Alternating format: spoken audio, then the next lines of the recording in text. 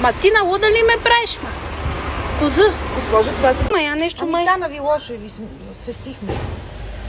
Дейка ми е роклята, оти съм сто. Ами вие повърнахте и ние ви преоблякохме. Повърнала съм, къде ме преобличате, ма и това ли ви влиза в услуги? Не можем да ви оставим така. Я колко ви дължех сега? 4500 за пържолата, плюс 50 лева за водата. Кът 4500, ма нали беше 4200? Аз съм от бързите кредити. Разбрах, че тук има спешен случай. Искате ли да ви помогнем да си платите сметката? Какви бързи? Я колко грама съм изела? 300.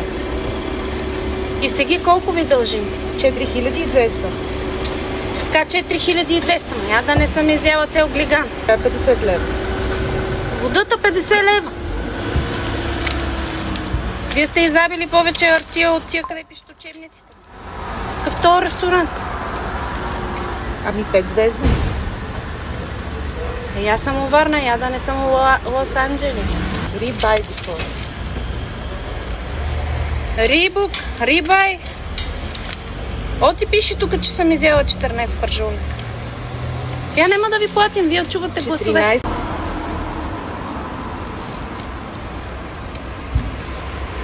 Ма ти на луда ли ме правиш, ма?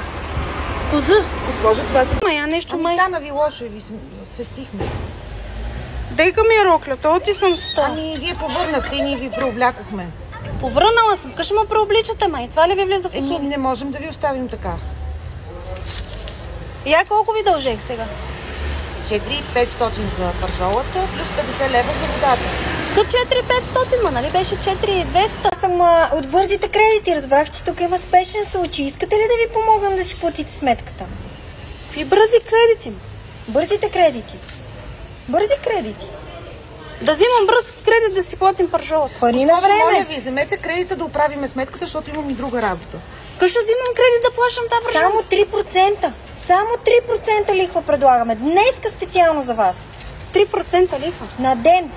На ден? На ден. На ден? На ден. Искате ли сега да ви кажа колко ще ви излезе? Гледайте сега.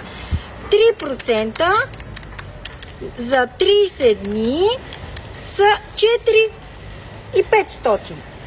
Точно толкова, колкото да си платите сметката. А ние днес ще ви дадем 5000 и вие даже ще ви останат пари да си харчите. Искате ли да подпишете?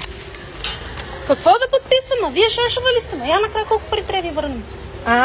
Чакайте, сега ще ви кажа. Значи 3% на 4500 и общо 9500 трябва да ми платите с лихвата. 9,500?